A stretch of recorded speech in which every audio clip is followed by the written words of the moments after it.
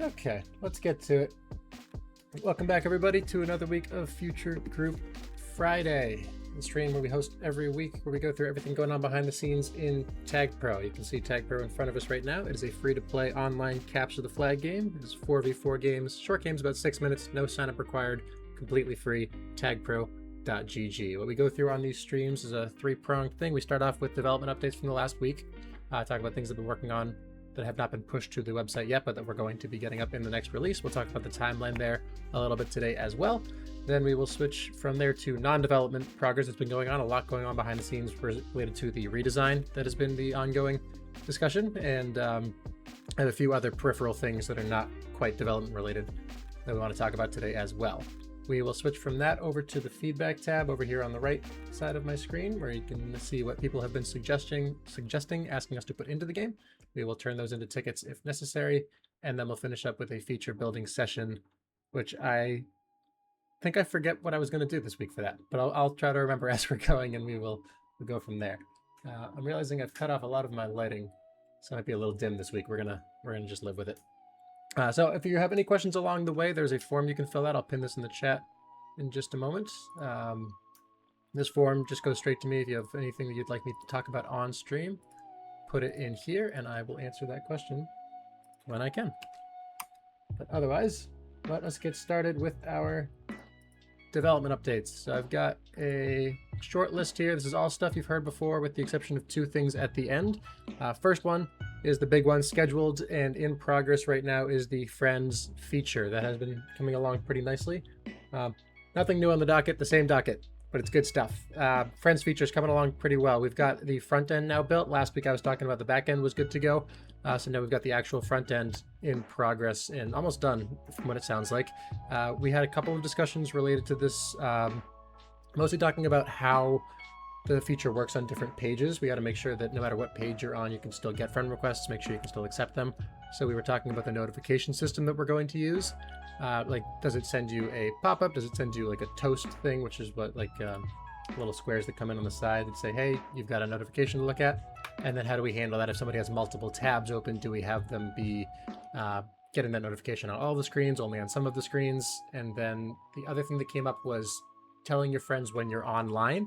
We were trying to figure out what should we use for online versus inactive versus offline statuses, and then how do your friends get updates about those things? So what we wanted to do, and what kind of sparked this discussion, was if you log on, we were hoping to have a system where if your friend is also online, your friend gets a little notification that says, hey, Cheese Doodle's online. Would you like to join a group or play public games with them or do whatever we decide we want to do from there? But some sort of indication that, hey, your friend is online. But if you open up the website, you're online, and then you close the tab, and you open the tab again, does that person get another update right away? Like, we didn't want to spam people with notifications, so we were trying to figure out what's the timing between those notifications, how do they actually show up when you get them, and then if you have like a tab open, is that tab socket just constantly open and connecting to the server, or do we have it time out after a certain amount of time? So mostly just structural things that we wanted to nail down now. We can still change these obviously down the road, but we had to make some kind of decision. So we were doing that, and then also talking about the icons that people use when they accept or reject a friend request or add or remove a friend. Like, what do you actually show as the button that you're going to click on when you're doing that? So all that is moving along nicely. We will hopefully have something to show for it next week, if I had to guess, maybe the week after from a testing standpoint. So that's coming along nicely, which I'm very happy about. After that, we have a scheduled review came in for the Versus tab on the profile and launcher display. That is the summary of how well you perform with and against different players in casual games and public games, and then showing you on your profile kind of a breakdown of the players you are the best with, the worst with, and the best against, worst against, all together for your viewing pleasure. And then in the launchers, we're also going to have a little icon. If you're with a teammate who you're very, very good with, it will say, hey, you're very good with this person. If you're against somebody who you always lose to, it will say, hey, you're not so good against that person. So that's still in progress status-wise, but it's working on review feedback. That one's getting pretty close to being done. So again, we're still looking at 2-ish weeks till that one's ready for testing, but it is moving along pretty nicely. Then we had two new minor things that aren't really important. One was a update coming into our bot detection and some mod tool cleanup, which is ready for review. And then more importantly for you guys was a bug we found with blank links. So if you have a link, when you click on a link like this, they open the link in a new tab if a certain attribute on this link is, it's called target_blank. Sometimes, not always, but sometimes we had _blank links opening in the same tab, not in a new tab. So we tracked that down, and that is ready for review. That will go in the next release. So if you're seeing that, no need to let us know because we have it under control. So that's it from a development standpoint for now. Still, as the theme has been for the last month or so, most of our time is spent on the non-development stuff. So that's what we're going to spend more time talking about today. First one is a very minor one from an implication standpoint, but we had a trial order completed for the merch store, basically just confirming that we're using the correct vendor, the quality of the material is acceptable for the price attached to it. Nothing that we really have to do with that information. We're just making sure that we didn't pick someone who's going to give us garbage for shirts. So that's ready to move along. But what's holding up the shop now is more just deciding what to actually put on those shirts. We have probably, this is kind of my personal opinion, but we're probably leaning towards waiting for the redesign discussion to move forward. My personal feeling is that we should probably get the finalized logo, like what the new logo is going to be, put that on a shirt, have that be the first thing that shows up in the shop. I'm not married to that idea, but it just makes more sense than putting out like a current asset that we use that we're going to be getting rid of soon, right? Like it'd be kind of weird to say, here's a shop, here's the old logo. Also, we have a new logo now, so this isn't relevant to the website anymore. I think we can definitely go back in the future and offer like a throwback shirt that would have maybe the original logo, but I don't know if anyone really wants this thing on a shirt either. If I move my face for a second, like it's not exactly, it's not the most visually appealing logo. So that's my current leaning. If you have any disagreements with that, feel free to reach out. We can also go a different direction where we just do fun designs or some pattern that somebody thinks would be fun to have on a shirt. We don't have to wait for the redesign to be done, but I don't know. We had a whole conversation last week about like branding and assets, and does it make sense to put out some official merch that doesn't really match the rest of the site right as the very first thing? I don't know if we really need to rush ahead to get that out the door when we can wait another month at most, probably month and a half, and get something that actually makes sense with the rest of the site. So feel free to reach out if you disagree with any of that. If you have a design that you want us to consider, I'm more than happy to take a look at it. But we do have to consider that getting the shop on the site does also require a little bit of development time. We can't just plug it right in. So we're probably going to have to wait for the current round of features to be done, which is the Friends feature, the video exports, and the versus tab stuff, and then a bunch of other little things sprinkled in around there. But basically, the update is that the shop is ready to go once we have things to put in it. It just needs a little bit of attention there. So that's moving along. After that, this isn't really an update, but it's just a fun thing to share. Catalyst is back. For those who don't remember Catalyst, he was a very, very active developer early on in the Future Group days. He had to step away for just life and work things. He was very involved in TagPro matchmaking for those who were around during COVID. And he was big on the Egg Pro script that people use, and he built the racing feature that you will see in private groups. If you want to play racing, that is an option. And Catalyst is the one who built this based off of his script that he had made for racing maps way back in the day. So he's back. He's not back to developing just yet, but he is back into the community. He signed up for the North American Competitive League, and he and I had about 2-hour conversation earlier this week, just catching up and saying hi and talking about our potential plan to returning to development and what the barriers were in there. So we're hoping to get him set up with that in the future, not putting any expectations or tickets on him right now, but just nice to see a face that we all enjoy back in the community. So that is an update for you guys. More back into the weeds of things. We talked about it briefly last week about overhaul is an aggressive word, but a restructuring of how the Steer Co is going to support the development team. Fly was the one driving this initiative for the most part. We started that yesterday. And so just to give you a better summary of what that is, we're looking at the slow steps in the development pipeline, like where is the most time being taken up for a feature to go from an idea to an actual thing that you can use on the website. And we identified decision-making as one of the slow steps. And when I say decision-making, I don't mean that we're having trouble picking what we like. It's that we're making these decisions as development is going instead of having the conversation and fleshing out those details ahead of time. And so where the Steer Co can step in as non-developers to help with that is we can preemptively start to do a little more about planning out what's going to be in each of those features. And this is stuff that's not groundbreaking. This is pretty intuitive stuff at the end of the day. But if you think about this stream, when we go through some of the tickets, we will put an idea in that somebody had that I think makes sense. And then that's kind of it. It doesn't get touched until a developer picks it up and then actually builds that thing. But there are a lot of questions that might be missing in that feature before it actually goes to a developer. So Fly and I put together some basic categories of things that need to be clarified before a thing is ready for a developer.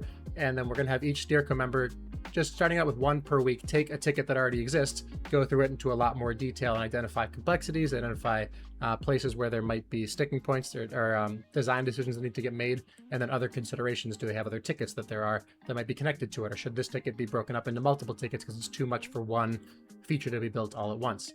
And so the secondary benefit of that is that instead of me being the only person looking through all these tickets and deciding what's going to be the priority and when do we put this in to the roadmap, it's now a whole team again, which was the original idea of the steerco. You have a group of people deciding which direction the game will be steered towards. And so I have an example ticket for you guys to see what I am talking about.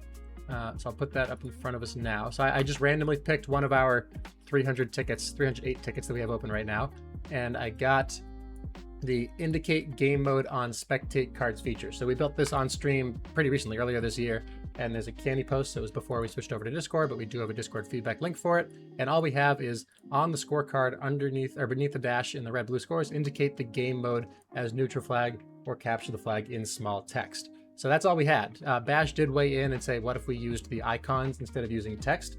But there was no other detail in this ticket. So this was actually a great example for a starting one. So I took that, and then I basically did a full rundown of what the feature should look like. So more details that were missing. We didn't have any picture of what the current spectate card looks like. So I put a picture of that in so that a developer can say, oh, okay, I know I have a better cue into what we're actually talking about from the very start. Now I don't need to go searching for what this ticket is talking about. So we have that. And then decisions that need to be made. We hadn't decided if we're going to use the flag icons or if we're going to use the text, because this said use it in small text, but this said use an icon. So which one do you actually use? I think personally that we should use the icons, and then I justified that decision because I think they're easier to see.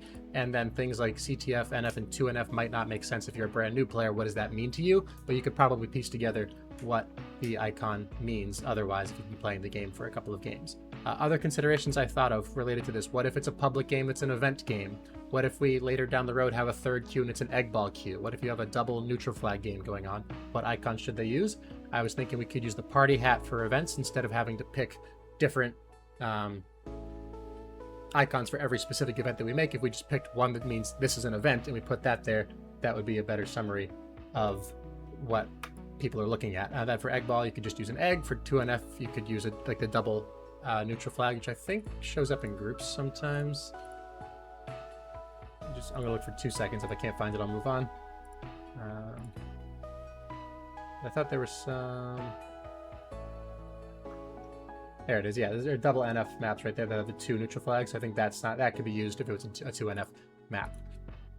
Then other considerations: what do we do if the icon that we're putting in is too large? So I was looking at this and I was like, well, it's a little cramped in there. Maybe there's not enough space to fit the whole thing. So I was thinking maybe you could make the margins a little bit smaller here, so you have a little more space with the black area, and that's enough to fit it, or maybe just shrink it down a bunch.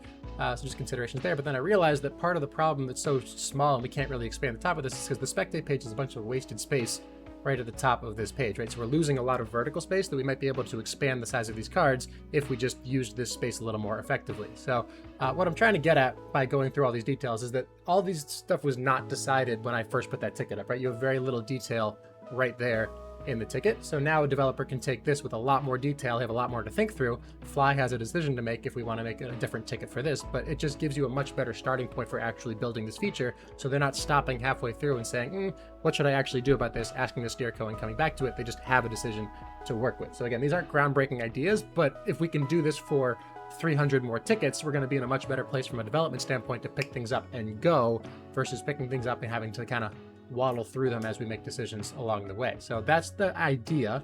We started our assignments today. Should I gesture more with my hands, Fly? Is that better? So we started the idea today. We got every steerco member assigned a ticket. For the purposes of this, I am going to be considered a developer, not a steering committee member, because my time is more valuable spent writing code than it is doing this if we have 7 other people or 8 other people who could be doing this. But I just made the first example one to get us started as we're going. So that is the behind the scenes of the steerco right now. We're hopefully going to have that as a stepping stone to adding more steerco members in the future as well, because one of the issues with the steering committee in the past is that it was just kind of a people who have opinions about thing group. It wasn't like an actual, this is a group doing a certain thing, working towards a certain goal. So now that we have an actual long-term plan and a long-term project, we can start to add people in who we think would be valuable to be doing things like this, and we can start to get through those tickets a little more readily. And then we can have multiple people weighing in on tickets instead of just one person on each one. Misery subscribed with Prime. Thank you very much.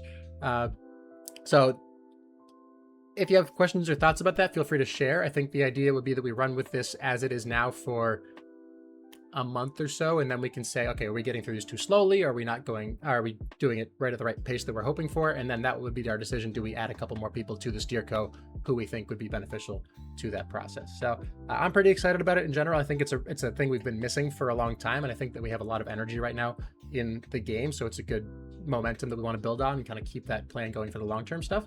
And then sort of on that same idea is my next bullet point, which is that this weekend I'm meeting up with Lucky Spammer and Bash for two very important things. So we've had a couple of slow steps in development. I talked about that already. One of the slow steps that we have right now is the ability to add new developers to the TagPro repository, which is more of a historical bottleneck than anything.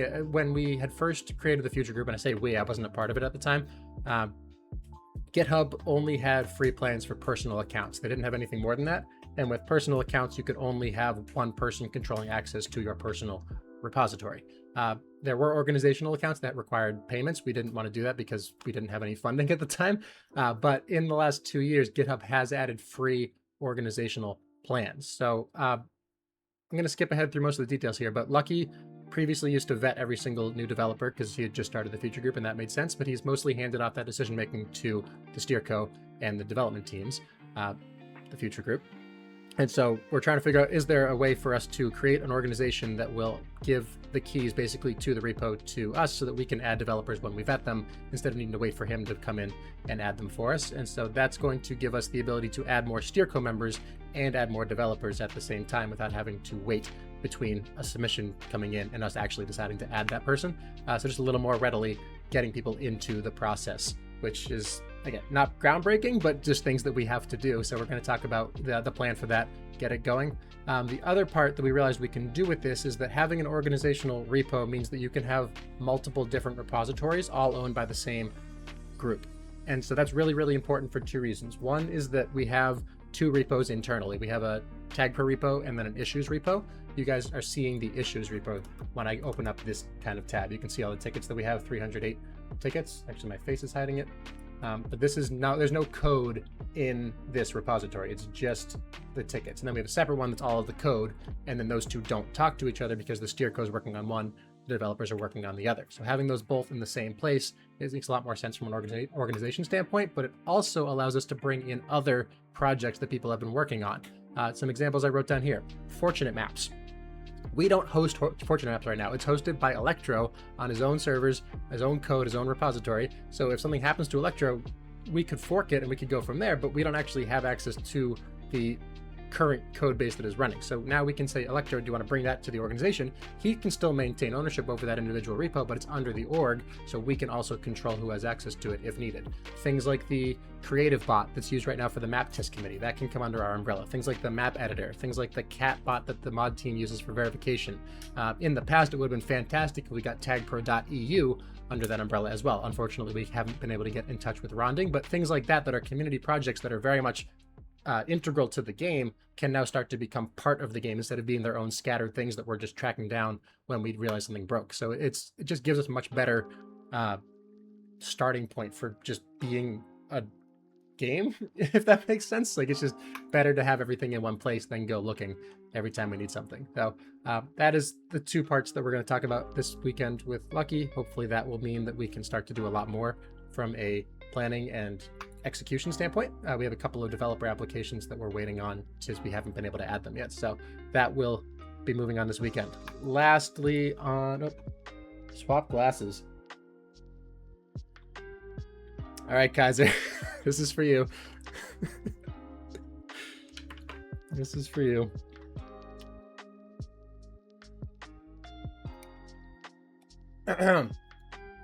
Redesign discussion. We have had a lot going on with the redesign related to logos. Logos have been the one thing that we've kind of landed on So we have been trying to figure out what logo actually makes sense for TagPro, and you can't really pick one and say this is the logo because there's so many iterations to go through. It's been a really long process to generate all of them, and then to go through like little edits on each of them, and then you have like the idea of one that you like, but you have like the design of another that you like. So how do you compare them and kind of go from there?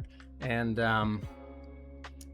my challenge personally is that I like parts of some logos, but I don't like the whole idea. So I haven't been able to compare them one to one. It kind of feels like you're comparing apples to oranges a lot of the time because you don't really have the ability to look at them in the same light. So what I did last night and this morning a little bit was I went through and made another Miro board. And if you remember the Miro board, we used this 6-ish months ago to help with organizing the what was it, like the timeline for the dev team, and then working on like the priorities of tickets and stuff like that. But it also, I realized, allows me to drag and drop a lot of things. So I made a Miro board with just word mark logos, and we'll go through it here really quickly just so you can see what I'm talking about. We have this channel with all these different designs and ideas, and there's more going on than just these, but I picked out just the word marks from that discussion, and I tried to put them in the similar category so I can compare them against each other. And so you talk about like the toilet paper logo, Josh, that is a logo, but it's not the word mark. And so the word mark is just the text TagPro. So the three categories I decided on were a plain word mark, a word mark with some detached game element, and then a word mark where one of the letters or multiple letters are replaced by a TagPro element. And I figured that it was easier to compare those against each other than comparing them across them. Because when I look at this one here on the right, I think this is pretty cool. If I compare it to, I don't know, this one over here, I also think that's kind of cool, but I don't like, what do I like about each of them? I like that this one has, oh, this is a bad example because they're the same text. Let's use this one down here. What do I like about these two? I like that this one has like the chromatic whatever going on, but maybe I like the TagPro green O. And it's hard to say that I like one better than the other because they're just different approaches. But if I look at this one over here and I compare it to this one right below it, that's also TagPro with also the green TagPro ring around a ball instead of around a power up, it's easier to compare them and say which one do I like more. Me personally, I lean towards this one versus this one, but those are still viable variations. So right now what we're doing is collecting all of these and having the Steerco and our couple of helpers are taking a look, I think, right now. I haven't asked them explicitly to do that, but we're going to start to take these and then break these down into different categories, and then it'll be easier to compare everything in a bubble. And so our goal right now is to pick 5 actual designs that we'd like, and then bring those to the community, ask for iterations, ask for ideas, and then continue from there. But I think it's hard to do that without trying to organize a little bit ahead of time. So this is, again, I'll scroll through them real quick so you guys can see what's going on here. There are more things. I think I spent more time last time that I showed stuff showing the actual logo and not the word mark. So there was, Josh is talking about the toilet paper logo. That was the T and the P that are kind of mashed together. That could be a separate thing. Like in the top left corner, you can have your T and your P, but you wouldn't have the word TagPro with that in the corner. But when you have the actual logo, you need to have the actual word TagPro at some point. So I wanted to focus on that first, and then we can build the logo off of the word mark in my mind. Part of the other problem that we realized is coming up is that there are so many other things that need to get designed, like the, what's a good example? Like the color palette, for example, but it's hard to pick those when you don't know what the logo that you're building it off of is supposed to be. So I think it's better if we pick a logo and then we can build the rest of the site around that, but we will see where that leads us. One other problem that I do want to bring up, this is unrelated to what I'm scrolling through right now. I got a little bit of pushback on deciding that I think this is a problem. So if you think I'm talking crazy, which is a bad thing to say with these glasses on, let me know. But I think that we need to decide what a TagPro ball actually is. Like what is actually moving the TagPro ball? Is it because the TagPro ball is alive? Does it have a face? Is it a thing that exists, or is it a thing that is controlled by you, the user? Is it a thing that, I don't know, gravity, wind, pick a mechanism of motion? What is actually, like, why are the balls moving? Why? What does it do? And I think that the reason that matters to me is because you have logo ideas like this where you have a ball chasing another ball and they both have faces, and that is a cute thing to look at, but we don't have faces on the balls in the actual game. So it doesn't really fit with the rest of the site, you know, to say that that's our logo.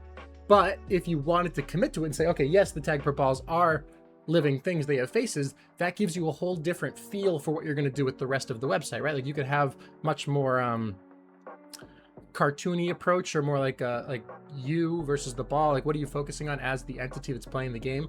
It gives you more of a structure to build these decisions off of. Not better or worse necessarily, just a different approach that you can go for. One discussion that came up was where'd it go? This way in here, this like spray paint approach came up, and we were talking about, is the vibe of the site supposed to be more of a casual pickup game, backyard basketball kind of vibe, or is it more of the like the clean, cut and dry, like this is a professional tournament arena style thing? Like which vibe are we supposed to go for? We don't have to pick that right this second, but it is really important to pick distinct feels, I think, when we pick these logos. And so part of the problem that I ran into with that is that I keep looking at these logos as the quality of the logo that's in front of you, and that's not really the approach that you want to take with this. You want to look at the idea behind the approach more so than the implementation of that idea. So for example, this pixelated one here, I don't think that quality-wise this is fantastic, but the idea of pixels is somewhat intriguing. Like it's a pixelated game. We have very small like hitboxes and things like that are very, very important to the game. So that idea does entice me, even if the implementation doesn't necessarily do it for me. And then things like the spray paint, same idea. Like maybe I like spray paint, but I don't like this specific spray paint. So it's hard to remove the idea from the implementation sometimes. And so I was looking at the other word marks over here, trying to do that as well. I liked this kind of T and P, thinking about how do they come together, and that's the TP logo that Josh hates. So you can do things like that. Do they connect to the logo? So a lot of thoughts. I think we're unfortunately at the point where we need to start making some actual decisions, which is the least enjoyable part of it all. But we're going to start doing that soon because we need to actually get this thing moving. So again, we're trying to pick 5 of these to get out the door for community feedback, and then we'll use those 5 as our basis for the rest of this. But that is where things stand right now in my head, at least.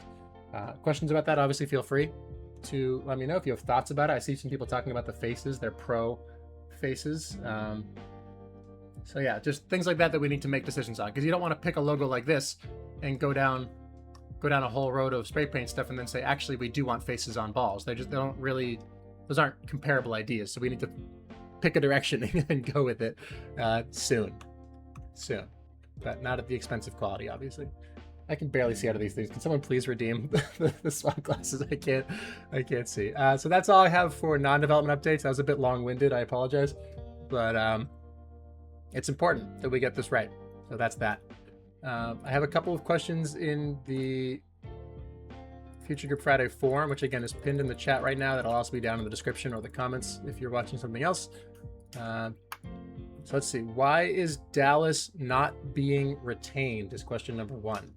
Dallas is not being retained because server costs are a thing, and there's no reason to throw money at a server that's not going to get used. We are using one set of servers in the central region. The central region is currently Dallas and Chicago, but we have previously determined that Chicago is the better option for the community compared to Dallas for latency and for stability. That was the other problem. Dallas had a lot of issues with routing from players on both sides of the country getting to it. There were just packets getting dropped when we were testing. This is a couple of years ago at this point.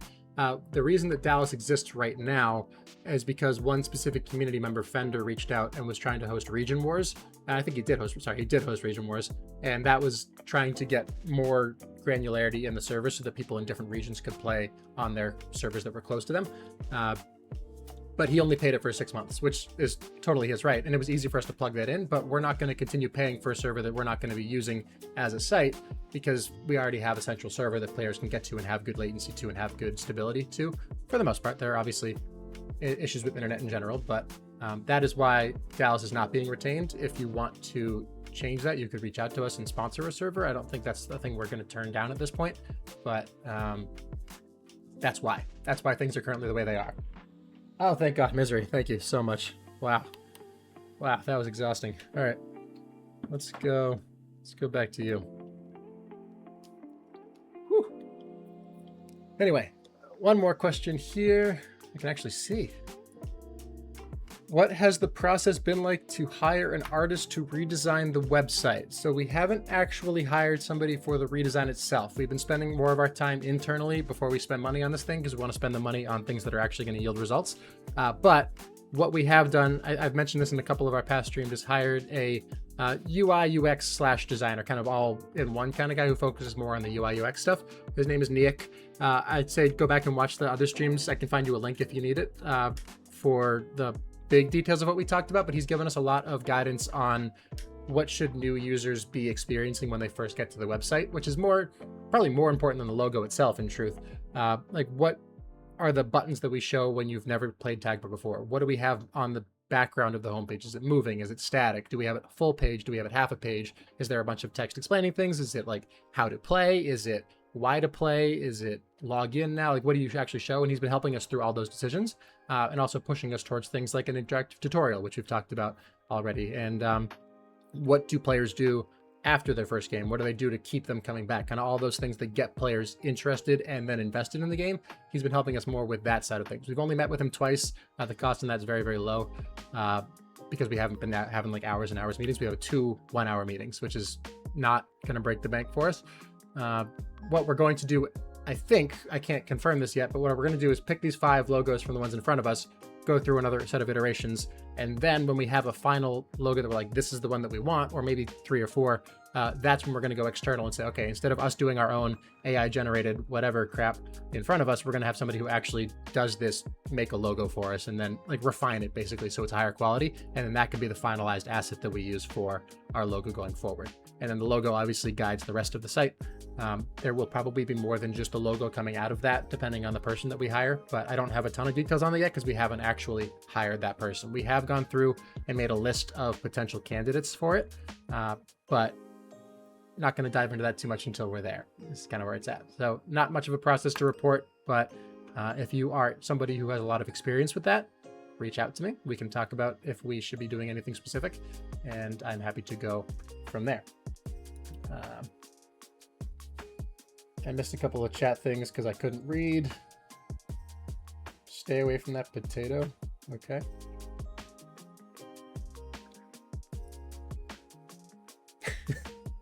Yeah. All right. So that brings us to, I believe, our feedback tab.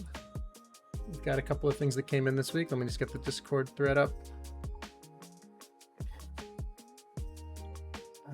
Where'd it go?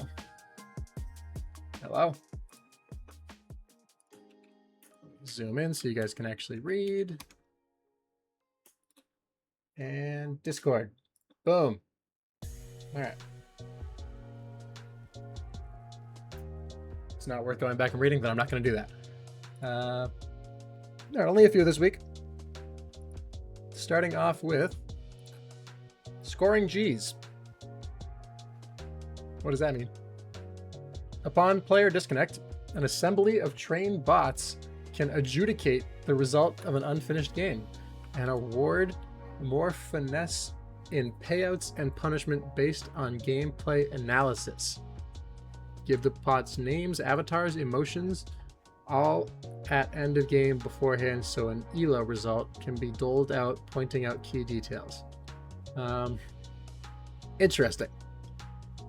I think the one thing I want to pick out of this is the deciding the result of an unfinished game. That's actually an interesting concept, because right now the void system is kind of built out of necessity. The game didn't finish, so we have to not consider it a full game. But I think that momentum is an interesting idea. I know that somebody posted on Reddit, I think it had to be a month and a half ago now, maybe 2 months. I think I showed it briefly on stream, actually. They had made a script that it crunched like a couple thousand games on different maps, and then it looked at the current state of a map, like mid play, and it said, in this frame, how likely is it for the red team to capture? How likely is it for the blue team to get a return? How likely is it for one team to win? Things like that. And it had frame by frame analysis of the trajectory of the game based on historical data that it had gotten from other games. And I think that that's an interesting idea. If you took something like that and said, okay, this game voided, but according to the stats, this was going to be a 5-0 blowout. Should we, I'm not saying we should, but should we treat that game as the 5-0 win that it was predicted to be, rather than the 2-0 game that it was when the game actually was voided. That's actually an interesting idea. It wouldn't be bots with avatars and emotions and names and all that, but it would still be an analysis of the game at the point that it voided, deciding what the rest of the game should be. You know what? I'm going to make that our feature building session today. We're going to come back to this because that's I want to think about that more. Replace voids with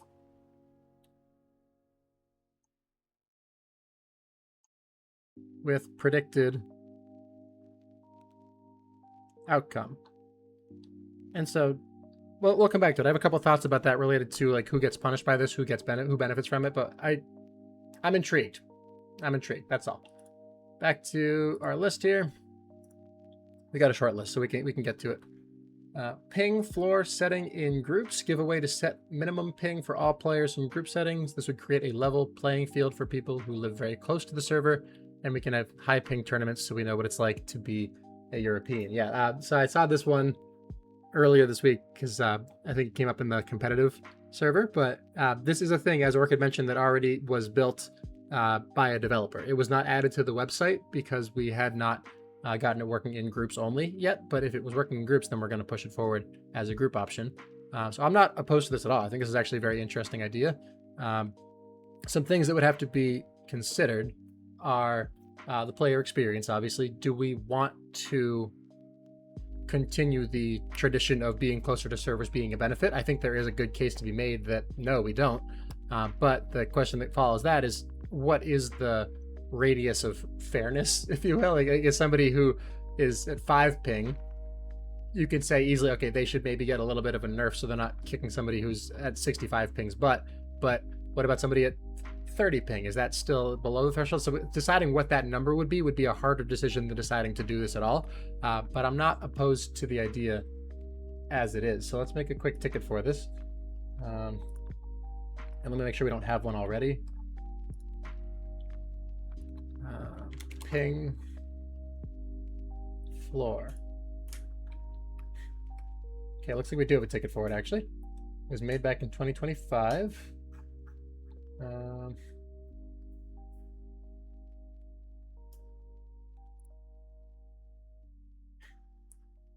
It should be you set a ping. Well, yeah. So as a group option, Josh, totally on board with that. I'm thinking like if we added it to the game, like you can put it in the group and then it gets stuck there and then that's it. But would this be something that ends up going into the actual game? I guess we don't have to make that decision now, to your point. So yeah, okay, fair enough. Let's just read through this, make sure there's no sensitive info in here.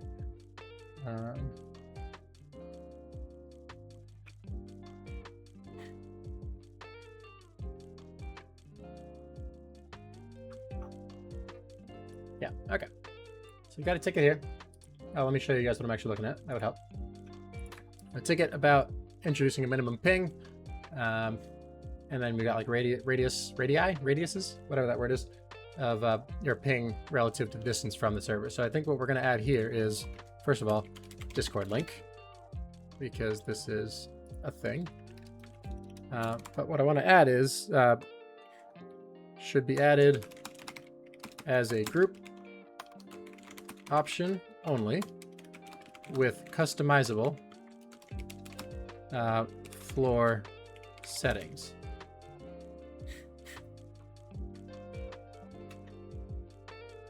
Would it raise people's ping who have good... Yeah, so Kaja, the idea behind this, sorry, I should have explained a little more, is that if you are playing on a server and you are very close to the server, it takes less time for your internet to get to and from the server. So your ping is lower, you can respond to things faster than somebody who's very, very far away.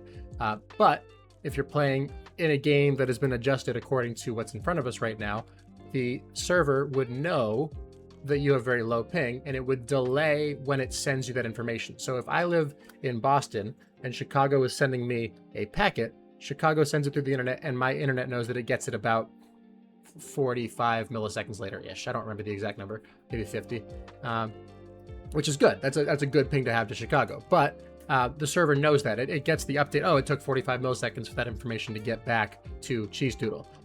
So now, if we say that we want the floor to be at 45, say that you live in Chicago and your ping is 5. The server will say, okay, I know it's 5 ping to get to Kaiser Soze.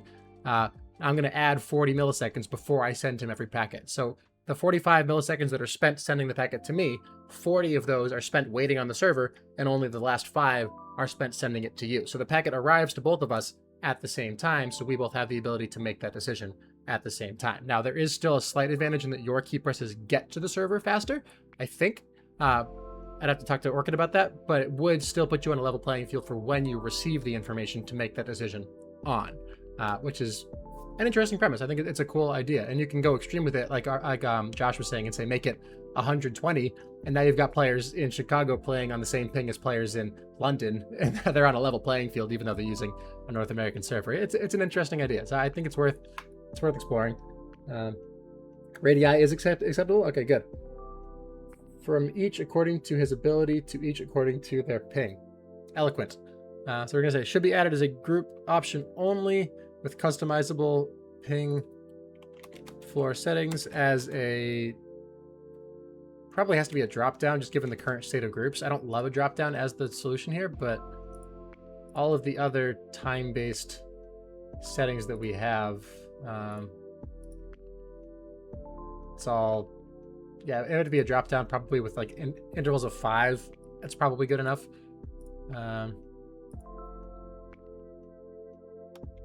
For intervals of 5 milliseconds up to 100, then intervals of 50 maybe. I just don't want to have like a giant drop down. There is a different ticket not related to this for customizable entry boxes for everything, which would be a good addition to what we're talking about here, where you can say instead of having 30 seconds, I want 34 seconds for whatever weird minigame you've made. But for the purposes of the first implementation, I think this makes more sense to start with. So let's put that in as a comment, and then come back to Discord and say that this is actually in progress, because it is. This ticket has been created already. So this is a feature request, which is in progress. It's not scheduled, I should add that. It is an unscheduled branch, so no release will be held to get this in. If there are higher priority features, they will be reviewed first, but if we can get to it, I'm on board. I think it's cool. Power-up idea, brakes. Shift to apply brakes and quickly reduce speed also makes it difficult to be pushed, useful for juking, blocking, OD, etc. Yeah, so my first question is what F7 said here. Isn't that just increased acceleration in the opposite direction that you're currently traveling? I guess it would be more aggressive than the deceleration you can do with a juke juice is the idea. So a couple of concerns I have. How much braking are you allowed to apply? Is there like, you get 2 seconds worth of braking? Is it like a bar that you use up? Is it you use it once and it's done? Is it you can brake whenever you want for the 20 seconds that you have that power up? I definitely would not use shift. It would have to be spacebar. We want to stay consistent with the other power up abilities. So spacebar would be the think rat. Am I doing that now? It had to be spacebar, but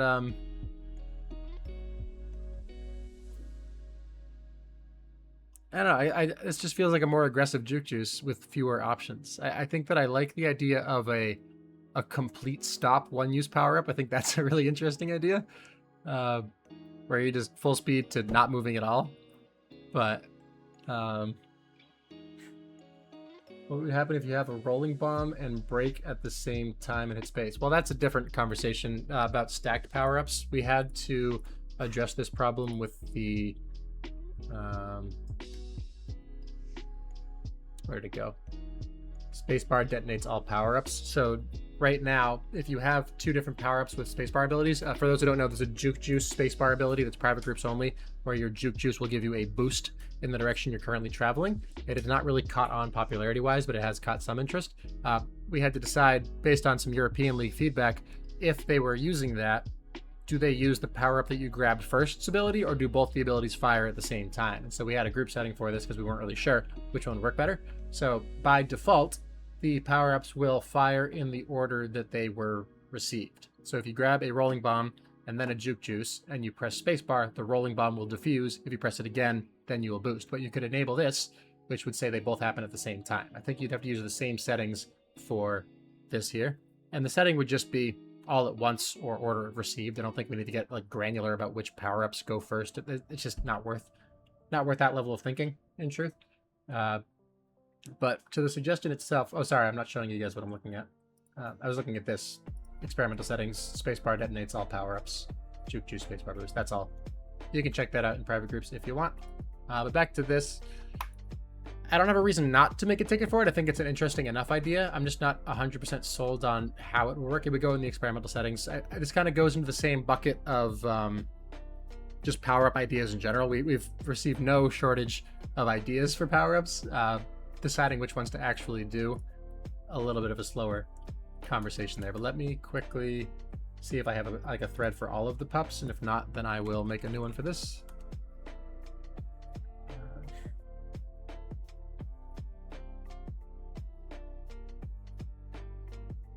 Nope, looks like I don't have a ticket for all power-ups. I just have individual power-ups. So for example, there's a top speed power-up was suggested before. So we have a ticket for top speed increasing, which used to be in the old TagPro days, that wasn't a power-up that existed. It's been removed, but the legacy code still actually supports it. So that's different. But yeah, let's make one for I guess deceleration power-up.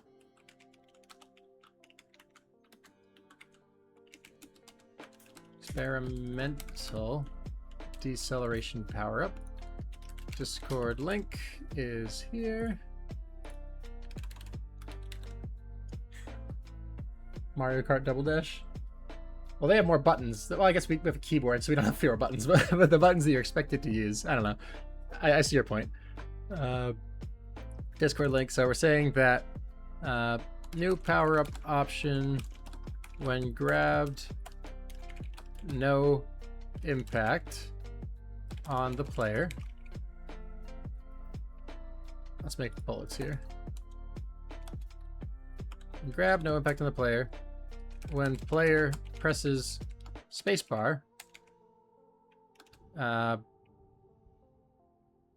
decelerate rapidly, strength TBD. I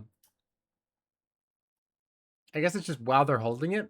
So what I'm concerned about with this is that you could have a player who sits on the flag tile and holds spacebar while not moving. Would that not stop other players from being able to push into them?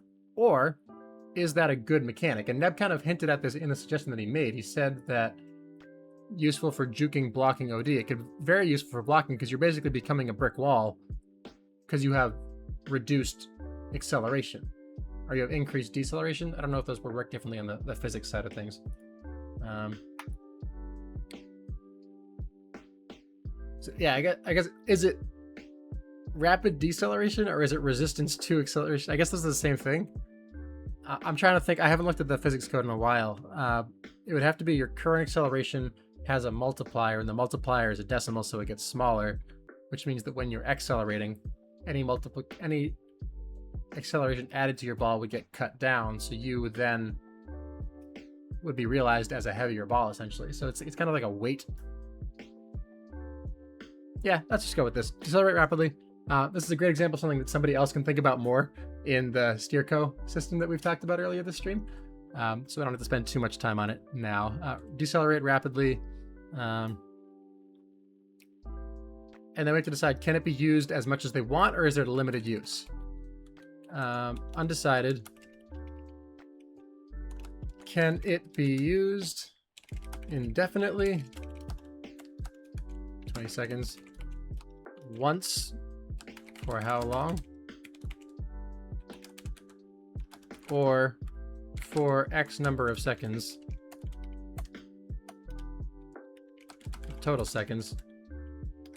Out of the 20 it is active. These should probably be their own bullets.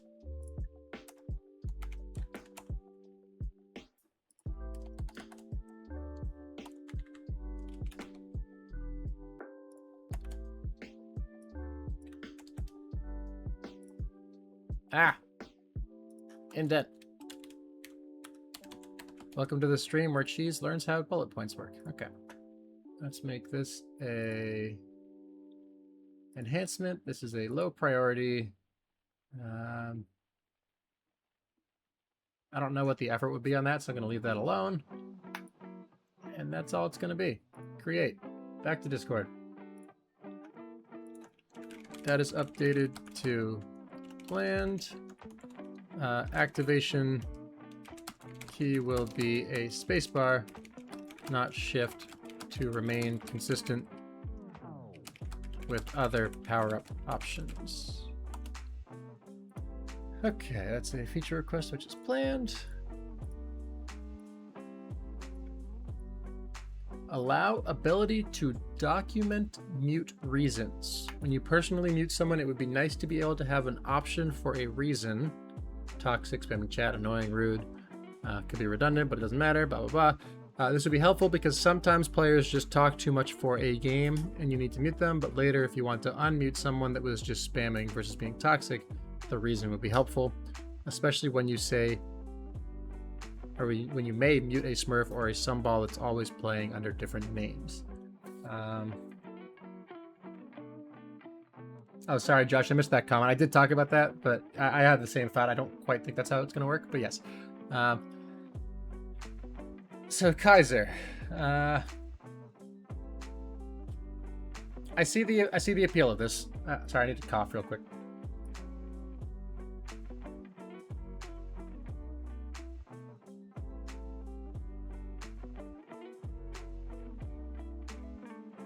All right, I'm back. I see the appeal. I think that my question is, when does this actually show up? Like, where in the game do you get the opportunity to actually write a note on somebody? Because muting right now is a pretty straightforward process. You click their name in the game on the scoreboard, or you click report and then mute, and that's it. It's like 2 clicks, done. So how often, after doing that, will you go back to a person you've muted and add a note?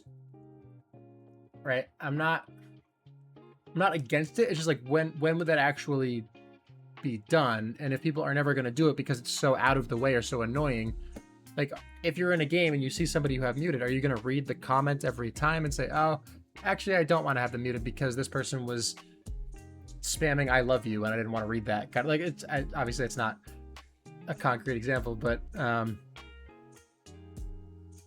see what I'm saying? Like we can't have it be on player profiles, which would be the easiest option, because if it's on player profiles, then we're undermining the white name system and the logged out anonymity system, which players have their own opinions about, which is fine, but the system exists as it does now, so we can't undermine that system with this system. In the replay where you muted them, yes, that could work, but to follow up on that, if you have to go into a replay to add a note on somebody that you're then seeing in the game, you still have to display it in the game at some point, so why wouldn't you allow them to edit it in the game? I think you could do both. There's no reason not to allow it in the replay as well, but we haven't done that for mutes yet either. That would be a thing that would be useful. Like, can you apply a mute on a replay? I think that would be fine to add as a feature, but it doesn't change what we need to about the in-game environment itself.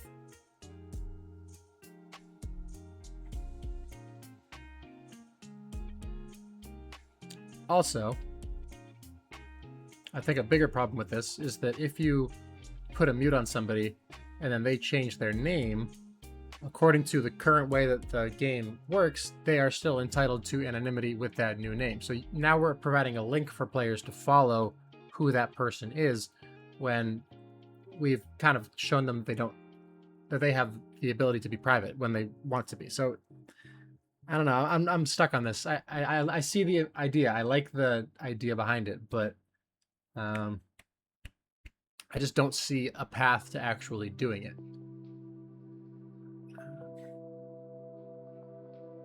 Does anyone see something I'm not seeing with this?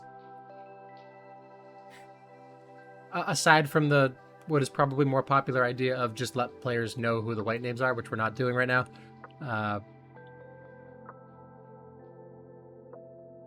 No, I don't see it. Well, here's an idea. You've given me a couple of categories. You've given me spam. You've given me toxic, annoying, rude, whatever. If we allowed the mute that you apply to have one of those two tags on it. Because what it sounds like is you're looking for more information for deciding when you want to remove a mute. And that information, in your words, is the difference between spam and toxicity. And you're okay with removing spam mutes, but you're less inclined to remove toxicity mutes, which I can understand why those are different things for you. If we had two buttons when you're muting somebody that were spam mute or toxic mute, and then when you saw that they were muted, it would tell you which one of those buttons you clicked. Does that address the problem? Yes, it is, Kaiser, but that's a very rare edge case, so we decided that's worth the ability to keep people muted in different names. But yes, you are correct. That is an inconsistency with what I just described, yes. But back to what I was saying. What other categories would there be for someone wanting to mute somebody else?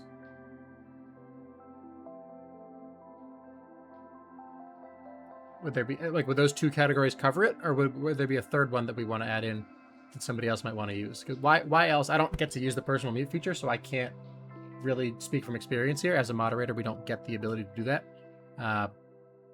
So what else would you do? Spam, toxic. I feel like there's one more. It's just annoying, but annoying is spam. Crude. Is crude different from toxic? Maybe a little bit. Spoiler. Oh, that's mutable in the code of conduct in general. So I wouldn't say we need to do that. Like if someone, we have a rule about, let me just pull the rule up so I don't butcher this.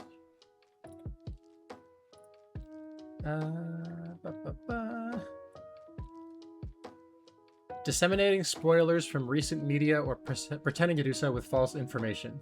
That is explicitly in the code of conduct. Oh, it's under spamming. Okay. Yeah, disseminating spoilers. So this was a thing. This happened a couple times with the Star Wars movies. People were talking about what happened in them, and people were getting mad because it was getting spoiled for them. The most muted player in the game. I don't have stats on that. You are nowhere near the top. Listen, you are nowhere near.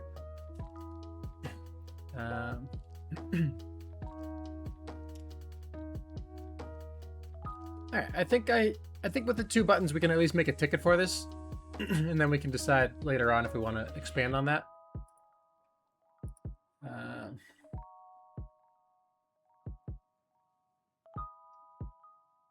Well, that's better information than I was working with, guys. So I think that's good enough for me. So let's say allow for differentiate personal mutes by toxicity versus spam. Discord link is here. When a user mutes another user, there is no way for them to revisit why they muted that user initially, aside from maybe dragging through dozens of replays,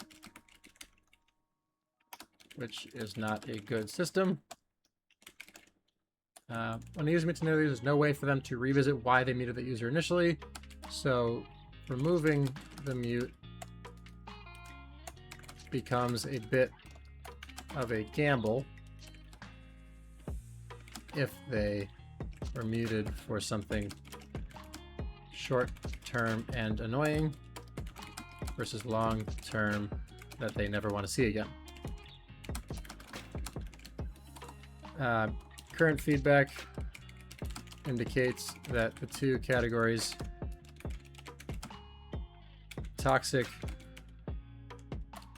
and spamming,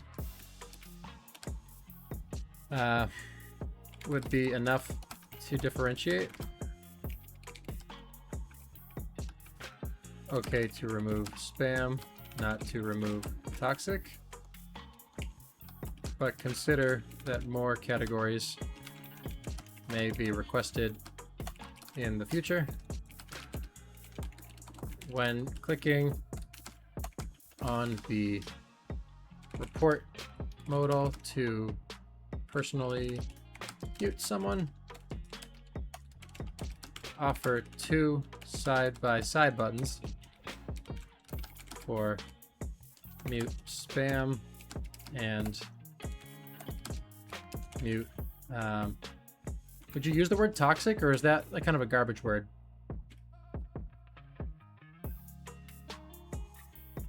Oh, that's a good idea. Temporary versus permanent personal mute. I like that a lot more than what we're talking about right now. I like that a whole lot more. Differentiate mutes by temporary and permanent. That is excellent. All right, forget all this. Forget. Well, we can keep the first paragraph. To differentiate this. Solved. Okay, when a user mutes another user, there's no way for them to revisit why they muted. Blah blah blah. Remove the mute because it was a gamble if they were muted for something short term versus something long term. Actually, I covered it right there. Short term versus long term. That's funny.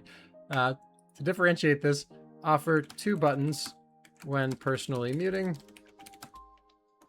Mute for 24 hours and mute indefinitely. You can pick better words later. Oh, session versus indefinite. That's a different idea. Let's talk about that for a second. I need to cough again. I'm sorry. Think about it for a second.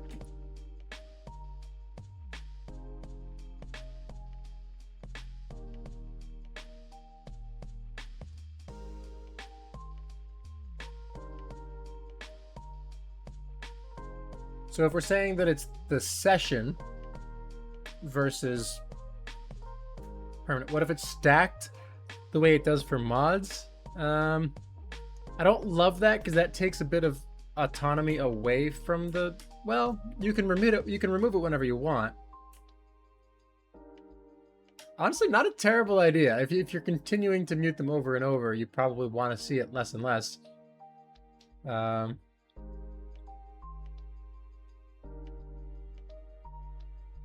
What I'm stuck between is that better than offering an extra button where it's like 1 hour, 1 day, 1 month, and then indefinite? You could have 4 options. Like, let's look at the report modal right now. Do I have a good way of pulling this up? Oh gosh, I don't know if I do. Can someone send me a screenshot of it? Can we get it if it's in a private group maybe? Let me try something real quick. If I make a group here and I launch this, can I get a screenshot real quick of this?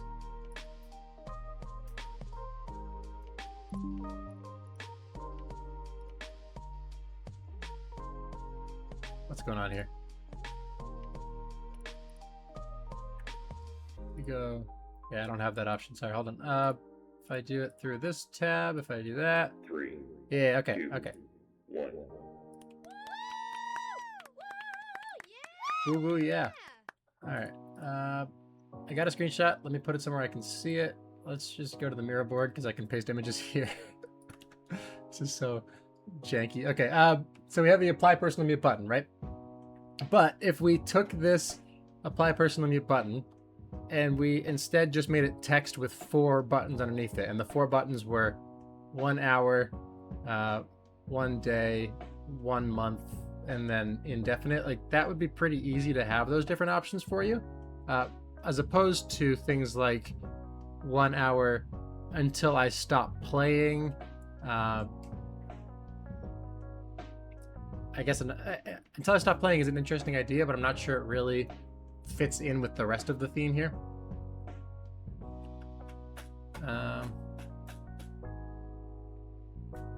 because you can fit a lot of these buttons because they're small. Like 1H is a very small button to fit in, so you can do a bunch of different options. I just don't want to overdo it. All right, well let's make a ticket for this because I have a ticket. Okay, hold on. All right, offer multiple buttons when personally muting a player. 1 hour, or let's say 1 game, 1 hour, 1 day, 1 month, and then indefinite. And those 5 options, 1, 2, 3, 4, 5. Yeah, I think that fits fine. Give you like a color scale, so it's like a lighter one and then like a darker, so, or like a more red on this side, more green on this side.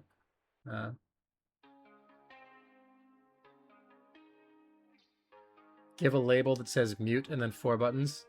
Infinity symbol. Ooh, fancy. Infinity symbol. So you're saying you want 1 hour, 1 day, 1 month? I think 1H makes sense. I think 1 day should probably be spelled out. I'll do hour. 1 hour, 1 day, 1 month. I don't know, is that too abbreviated? This would be 1 game. Maybe just this game would be the button label. Because like if it's just the game that I'm in, and then after this I'm assuming they're going to stop whatever thing they're doing, that seems fine. And the next one I can apply for an hour if I decide not to. I think it's fine. I think that's a good enough starting point. Big fan of infinity symbol. Not too abbreviated. I like HR more than just H. That's just me, maybe. I think MO is better than M as well. I don't know. I think we have enough space that we can afford that. I'm sticking with it. Let's book it. Move on. Enhancement. This is a. Honestly, I lean towards medium priority on this. I feel like this is something that definitely would be useful for a lot of people. I wouldn't put it in the low priority pile because people would actually use this. No, I wouldn't say it's a high priority, but in terms of effort, from a development standpoint, it would be not low effort. I'm going to keep it at just a standard effort of application. It's not high effort, but it would take a little bit of work based on the way that mutes work right now. Also, personal mutes were not written well. The developer was very, very new to coding when he did this, and I know that because he was me, and it's not great. It's not great. So it would take a little bit of effort to get that across the finish line. But yeah, let's get that there.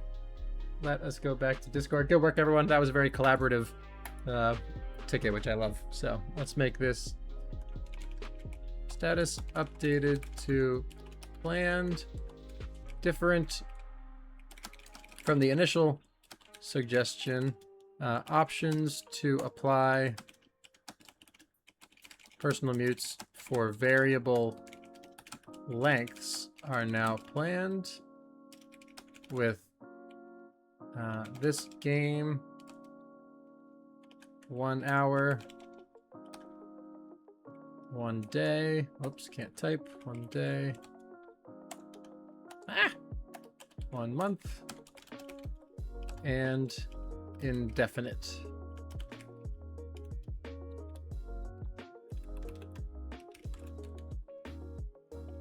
Options. Okay, that's good.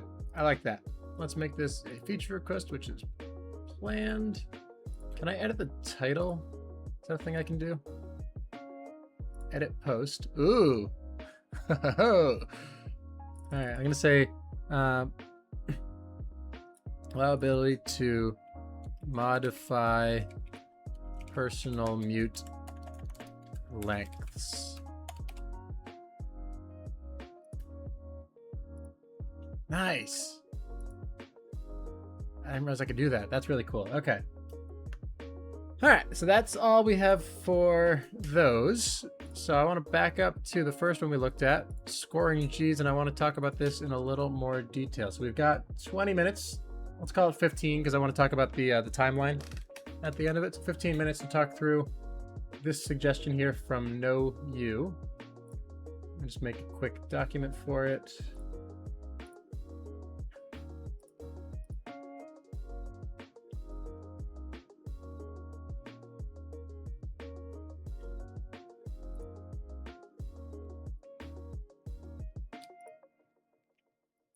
And the idea behind this would be, and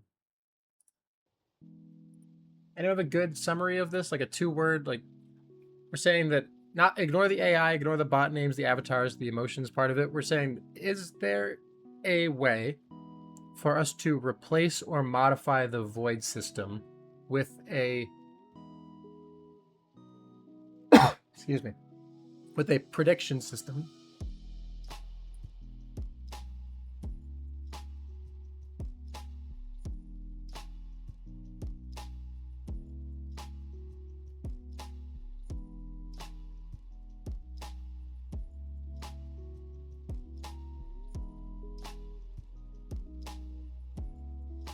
Sorry, I don't know what's going on with my throat. All right, is there a way to replace or modify the void system with a prediction system that will take the current trajectory of the game and the predicted outcome and use that to decide the post-game adjustments rather than just taking a percentage of the game that was finished?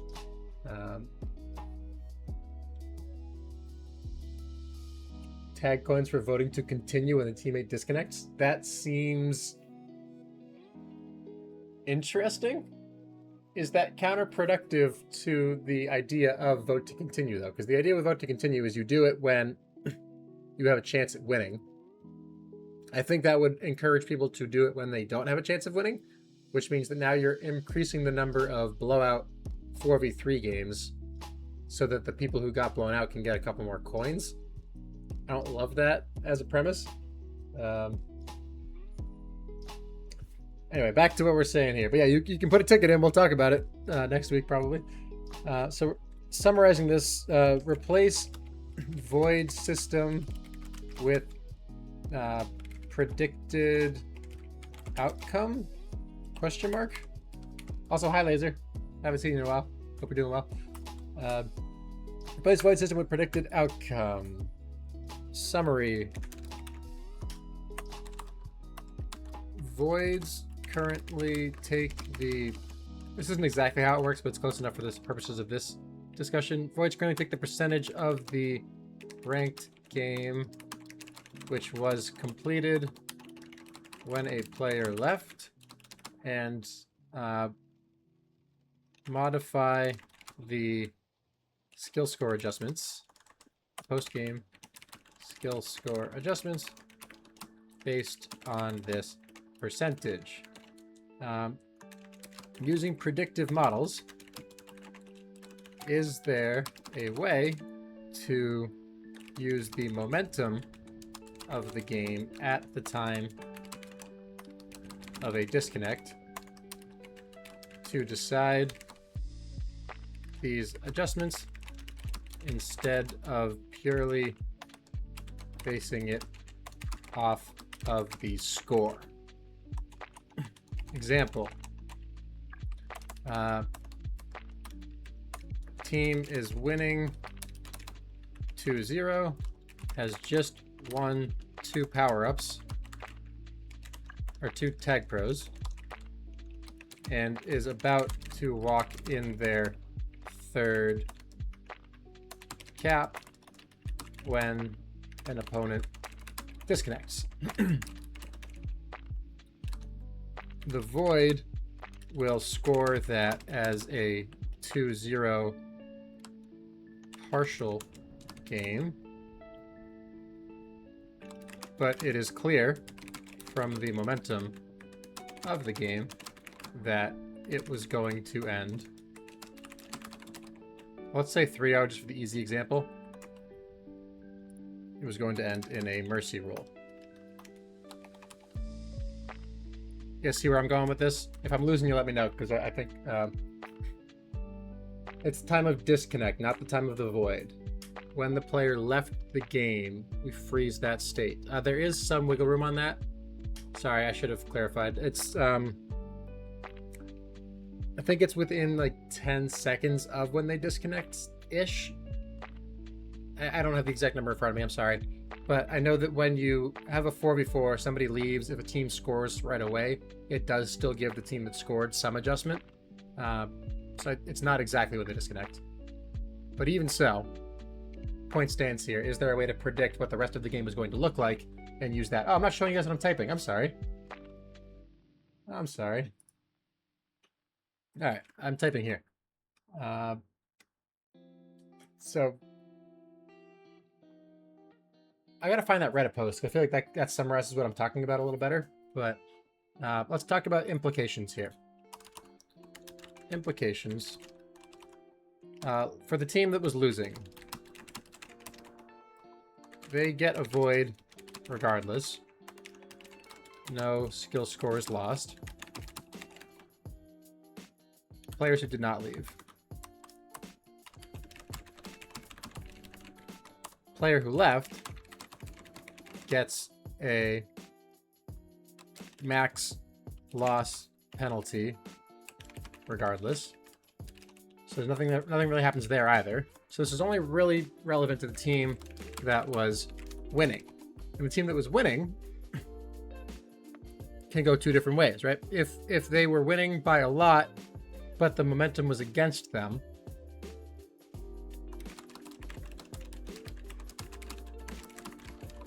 would have earned more in current system than this system.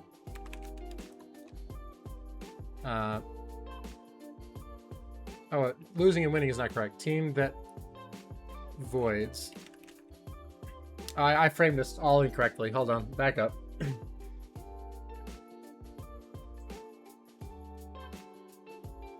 Can you not see what I'm typing, Kaiser? Or is that an old comment? Sorry. I gotta put the chat somewhere that's more in front of me. This is...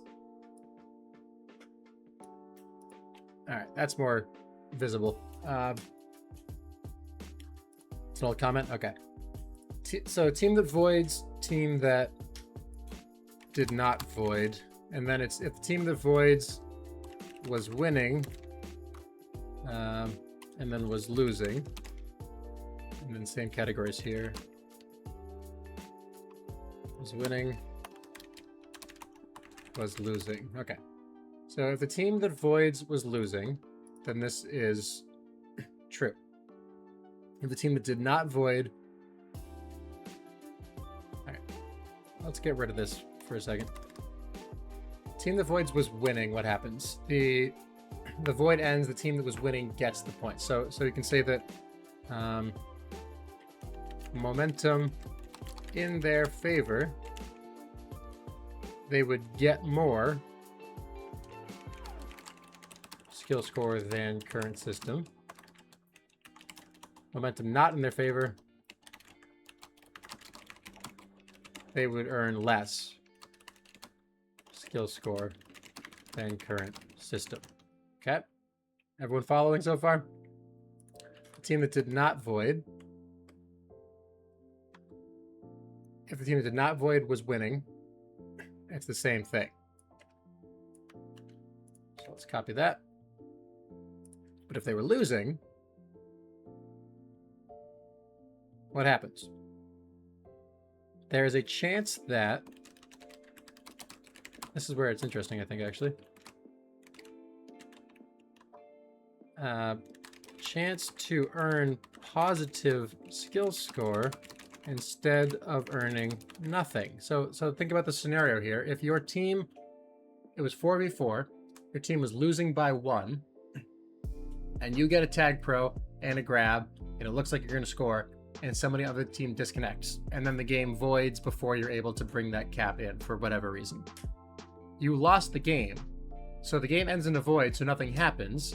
You earn nothing, the game gets tossed out. But if the momentum says that you were about to score, you were going to be winning, even if that player didn't disconnect, now you're getting a positive score for that game that you were theoretically going to be winning, or you would have been tied there. Well, let's say it was tied and then you'd be winning, just for the sake of the example. You see what I'm saying? Like that is better for that team now because they're getting something instead of getting nothing. So they don't feel like they got cheated because they were about to get. Yeah, I think that makes sense. Again, this is not a thing that we talk about priority. I don't know if this is like a critical must get into the game thing, but I just want to think through the premise here. But if momentum is not in their favor and they were losing, then the game is tossed out either way, so no difference. So in practice, if your team voids the game, they have the potential to gain more or less than the current system depending on the momentum. That seems fine. If your team was losing, they have a possibility of earning something when they couldn't have before, or the bad stuff is nothing happens. So that's a net positive, I would say, because these ones cancel out, and this one's only positive. So from a player experience standpoint, I think that more players will enjoy the game they played because they are less likely to feel like they got cheated out of something. It's an interesting idea. I don't know if I'm sold on it as like a must-do, but yeah, cool. Anything else that I'm missing here? The predictive model stuff, all that would have to be a whole different conversation, obviously. I think that would come on the tail end of better reinforcement learning bots that could maybe assess the game state and then predict based on something or other. I'm not going to get into the weeds of that right now, but I want to find that Reddit post. I have 3 minutes. Let me see if I can do it. It was predict. I think that was the word they used.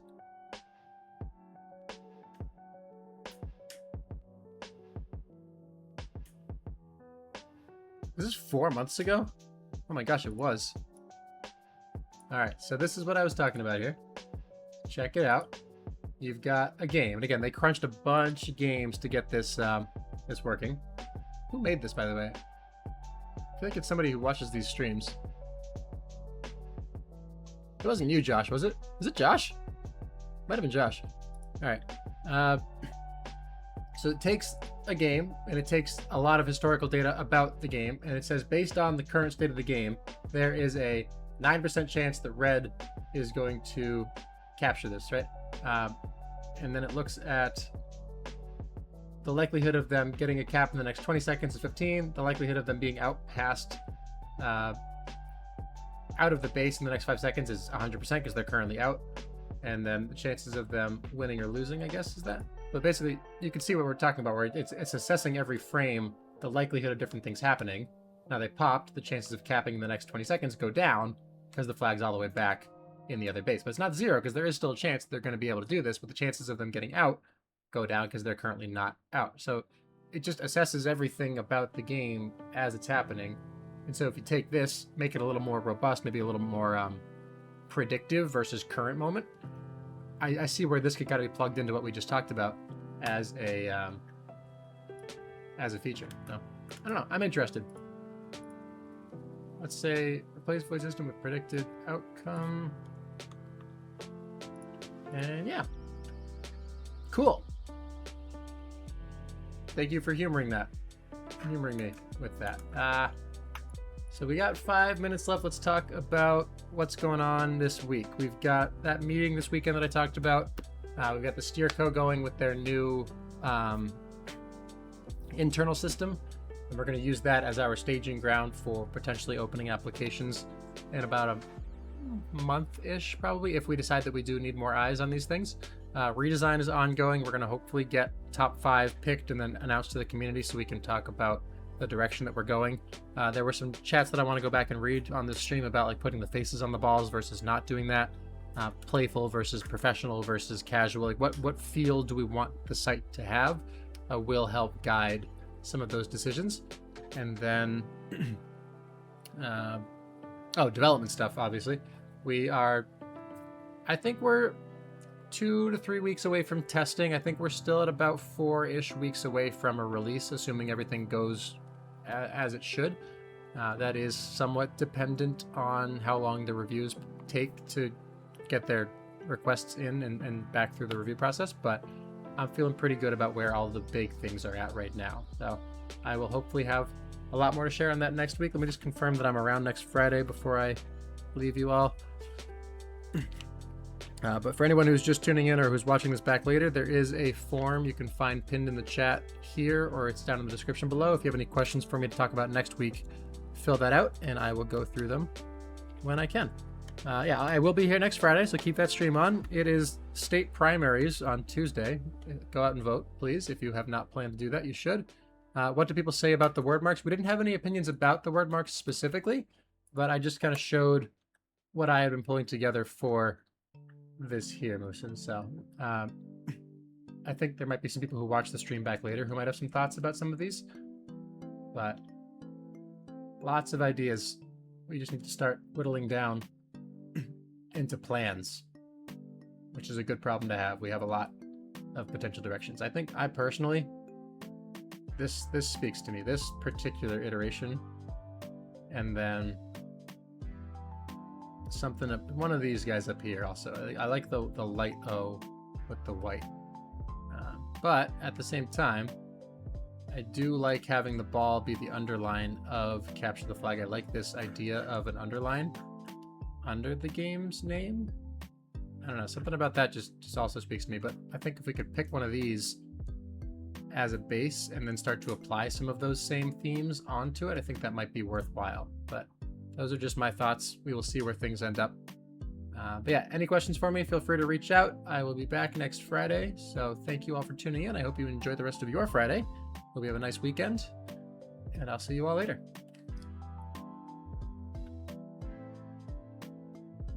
Have a cheesy day.